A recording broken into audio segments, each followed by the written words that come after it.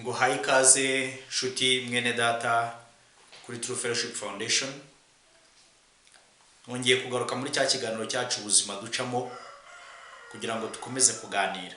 Umuziki ubushize twarebeye hamwe uburyo bwa mbere Satani akunda kugerageza mw'abantu. Uyu munsi nshaka ko tuganira ku buryo bwa kabiri. Kadusomere rero muri Matayo ibice 4 umurongo waho n'uwa 8 tugeze ku murongo waho wa 10. Umwanzi arongera amujyana mu mpinga y'umusozi muremure cyane, amwereka ubwami bwose bwo mu isi n'ubwiza bwabwo. Aramubwira ati, biriya byose ndabiguha nupfukama ukandamya. Yesu aramubwira ati, genda Satani, kuko handitswe ngo uramye Uwiteka Imana yawe, aba ariyo ukorera yonyine, Imana ishimwe cyane. Mu isomo ry'ubushize rero twabonye ko iby'umubiri ukenera, ibyiyumviro by'umubiri ndetse n'ubushake bw'umubiri byose bisanzwe kandi ari byiza, ariko Imana ishaka ko izo zose ubigeraho mu buryo nyabwo ndetse no mu gihe nyacyo. Uburyo bwa kabiri tugiye kureba uyu munsi Satani akunda kugerageza mw'abantu ni mu gihe abantu bafite irari ryo kwigwizaho ubutunzi ndetse n'imbaraga. Ese kuki akunda gukoresha iki kintu? Satani ashaka ko abantu bigwizaho ubutunzi n'imbaraga vuba binyuze y'ubusamo, batabishakishije mu buryo nyabwo buboneye. Icyo aba yifuza ni ukugira ngo abafatishe abagira imbata ze, narangiza bakoresha ibyo ashaka. Abereka ko gutegereza igihe cy'Imana atari ngombwa, ko ahubwo nabo bamwisunze baba Imana ku ruhande rwabo kandi bakagera ku byo bashaka abibafashijemo. Iyo dusomye iki gice usanga hano Satani nawe yari ashaka ko Yesu afatanya nawe mu mugambi Imana yamutumye, ariko ashaka kubihinduramo gato. Abantu benshi dukenera ubutunzi, turabushaka, ariko Satani ashaka kutunyanganya gatoya kugira ngo atujyane mu nzira Imana itashatse ko abantu bashaka mu butunzi nyabwo. Niyo mpamvu ujya gusanga abantu benshi minzani barayiciye, ugasanga ibiciro bari kubihandika kurusha abandi, bakakuryongosha bakakubesha mu buryo bwose kugira ngo ubegere, ariko barimo kubesha. Biradukwiye kugira ngo tumenye amayeri ya Satani mu gushaka ubwo butunzi. Nta kindi Satani yashaka kuburizamo umugambi w'Imana wasanye Yesu hano muri isi. Ashaka kumwereka ko yagera kuri uwo mugambi abimufashijemo, atiriwe ababara, atiriwe abwiriza, atiriwe ajya no gucungura umuntu ku musaraba. Aramubwira ati, nupfuka mukandamya. Si ubwami ushaka, si ushaka kugira ngo abantu bakubahe, si ushaka kugira ngo abantu baramye Imana. Dore ubutunzi, dore ubwami, reba izo zose ndabiguha nupfuka mukandamya, n'abantu urahita ubabona. Ariko Yesu we ntabwo ibyo ari byo byari byamuzanye bw'ubutunzi bw'isi. Yamwirengagije ko Yesu ari we nyiri byose. Yamuboneye mu mubiri agira ngo ahari mu muntu usanzwe, ariko yari umwana w'Imana. Haleluya! Nubwo mu mubiri yari umuntu 100% yagombaga kugeragezwa, ariko niwe nyiri byose, niwe muremyi, niwe mutabazi, niwe munyemba. Abantu bose nabivyo zose ari kuvuga nibye. Satani nari yifashishije karagahe gatoya bamuhaye kugira ngo ahari aburize mu mugambi wazanye Yesu. Imana dutabare. Isengesho ryanjye ni umwami Imana tube hafi kugira ngo dukomeze gutahura aya mayoberane ya Satani. Ariko Paulo yarabivuze neza cyane mu Baroma ibice 12 umurongo wa 2 ngo nitwemera Imana ikavugurura ibitekerezo byacu, tuzabasha kumenya ibyishima, ibyishaka, kuko ari byo bikwiriye kandi bizatuma tuyihesha icyubahiro, ngo kandi ni nabwo tuzaba duhindutse rwose. Imana idutabare. Iyo rero umuntu atangiye gutekereza ku kamaro ke, gushaka imbaraga ndetse no kugera kuri byinshi, ari nabyo ubona biranga umuntu ukunda gukora cyane ndetse no gushaka kwiteza imbere no kwiha agaciro, Satani ahitabyuriraho kugira ngo agufashe kubigeraho mu nzira y'ubusamo, kugira ngo abone uburyo agufata kugira imbata ye, ntiwongere kwibuka Imana, ntiwongere kwibuka ko hari uburyo bwiza bwo kuba wabigeraho.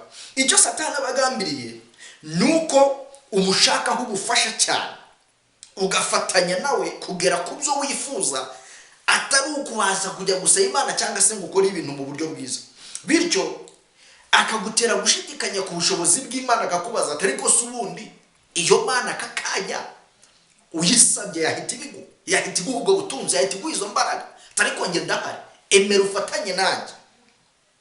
Ibyo bigatuma rero bikomeza gutuma abantu bifuza, bakumva bakora byinshi birengagije Imana, maze yarangiza nawe agatangira kukongorera akakubwira byinshi, yarangiza akakubwira ati nunyiyungaho uzabona ibyo ushaka byose.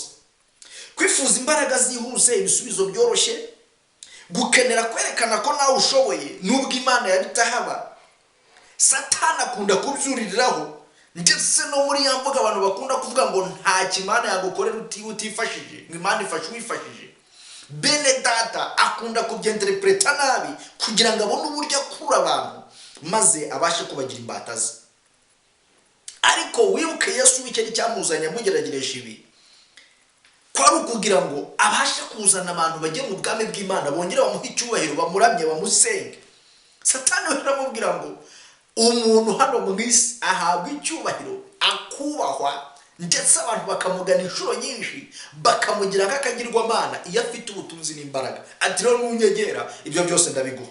Ariko Yesu, Imana ishimwe ko yatsinze kandi azahora atsinda, natwe azahora tuneshereza. Arangiza amusubiza amagambo meza aboneka mu Gutegeka kwa 2:6-13, amwereka ko atagomba gufatanya n'ikibi kugira ngo abashe kugera ku mugambi Imana yamutumye, ahubwo ko agomba gukomeza icyerekezo cye cyo kuramya Imana yonyine no kuyiha icyubahiro ikwiye ibihe byose. Nibwo yavuze ati genda Satani, kuko handitswe ngo uramye Uwiteka Imana yawe, aba ariyo ukorera yonyine. Imana dutabare cyane. Satani hanini yashakaga ko Yesu agera ku mugambi wafatanyije nawe, ariko Yesu aramubwira ati nzi umugambi wanzanye, nzi n'icyanzanye hano muri iyi si, mva inyuma Satani, genda Satani, nzaramya Uwiteka mpaye misiyo yonyine. Icyo cyaba icyifuzo cyane, kikaba n'icyifuzo cyawe. Turamye Imana, tuyihe icyubahiro mu byo dukora byose, izadushira hejuru kandi izatugeza kure. Haleluya! Imana itwiteho mu izina rya Yesu Kristo. Bene data, tuve mu bushukanyi bwo kurarikira ibyo tubona byose, kwifuza no kwegeranya ibintu dukoresheje iy'ubusamo, tubivemo, kuko ibyo ari byo bituma benshi bunamira Imana y'ubutunzi. Uburyo ubwo ari bwo bwose yabonamo amafaranga yabikora, yatamba ibitambo, yakora ibiki, yanyura hehe, ibyo yanyuramo byose, ariko akabona ubutunzi ugasanga ari kubinyuramo.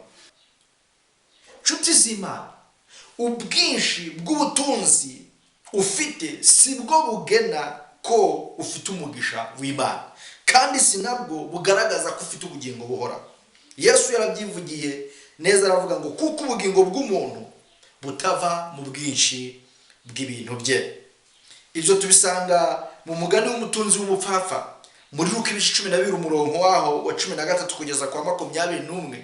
Ngira ngo murawuzi neza, ubwo hari haje umuntu aho yari kubwiriza, arangije aramubwira ngo mwigisha, ngwino uncira urubanza njye na mwene data ari kumpuguza amasambu. Nibwo Yesu yavuze ati ntabwo ibyo ari byo byanzanye, ni wagize umucamanza wo kuza kubagabanya ibyanyu. Nibwo yabaciriye umugani. Uyu mugani w'umupfapfa rero, ubwo yari afite byinshi yumva nezerewe, wari kuvuga ati ndabihunika ndabigira gute, asenya ibigega yari afite, arongera yubaka ibindi, arangije ayikubita mu gatuza, aravuga ati mfite noneho byinshi bizantunga imyaka myinshi. Ngo ariko iryo joro Imana iramuhamagara ngo nkwatse ubugingo bwawe, ngo maze ndebe ibyo byo kurya byawe wabitse aho bizajya. Niyo mpamvu Yesu we muri iki cyigisho yashatse kuvuga ati ntabwo dukwiye kwiringira ubutunzi, ko ubutunzi ntaho buzatugeza. Nibyo turabukenera ariko ntabwo buzaduhisha, ahubwo ari kutubwira ati mushake icy'ingenzi, kuko yarangije avuga ngo nguko uko bimerera abatunzi badafite ubwami bw'Imana, badafite Imana muri bo, nuko bagenda bagahera buheriheri. Imana dutabara cyane. Icy'ingenzi rero tukibona muri Matayo 6:23, yavuze ngo nimubanze mushaka ubwami bw'Imana no gukiranuka kwayo, ibindi byose muzabyongerera. Nibyo dukenera ubutunzi mu buzima bwa buri munsi, ariko ibyo ntibiduha ko dukwiriye kubushaka mu buryo butari bwo. Abantu bariyandarika hanze, ibintu murabyumva hirya no hino, abantu babasha kugambanirana, abantu babasha kugenda gusebanya mu mirimo, abantu bakora byinshi kugira ngo bagere ku mbaraga, bagere mu butunzi. Imana idutabare, nubwo dukeneye ubutunzi ntibidusaba kugira ngo tubashe kugenda tugambanire bene data, ntibidusaba kugira ngo tugende tugabanye n'inzara, tuyoroshye kugira ngo tujye dupima ibiro bike twunguka. Ntabwo bidusaba ko dukora ibintu bibi, kuko Imana itanga umugisha, kuko ibyo dukoresha amaboko yacu iyo tubikoze neza Imana iduha umugisha kandi tukabasha kubaho. Cyangombwa nuko tunyurwa tukamenya ko turiho kuko Imana yashatse ko tubaho, ntabwo turiho kubera ko ubutunzi dufite bwinshi. Yibaye ari ibyo, nta mutunzi wakagombye kubura ubuzima. Imana idutabare, by'umwihariko ubugingo buhoraho ni ikindi, ntabwo buva mu butunzi. Ugasanga basuzuguye umuntu, bantu muri iyi minsi bari gushaka amafaranga kugira ngo bubahwe mu matorero, bari gushaka kugira ubutunzi bwinshi kugira ngo bumve ko ari abantu bakomeye, ariko kubwo gukomera izo mbaraga, ubwo butunzi ntibuzaguhesha ijuru na gato. Imana idufashe tugire neza. Ndagusabira nanjye nisabira kugira ngo twemerere Imana igendane natwe, tunyurwe no kubyo dufite. Niyo dushaka gutera imbere, dutere imbere mu buryo nyabwo, dushaka ubutunzi mu buryo nyabwo. Imana ituyobore kandi twiteho. Icyo nicyo ngusabira, nanjye nisabira. Dusenge Imana. Mana, mu izina rya Yesu ndagushimiye uyu mwanya mwiza. Ndazi neza ko muri iyi minsi dukenera byinshi, tugakenera ubutunzi, dukenera amafaranga, dukenera kurya no kwambara, dukenera n'ibindi byinshi. Ibyo byose bisaba ngo tube dufite ubutunzi.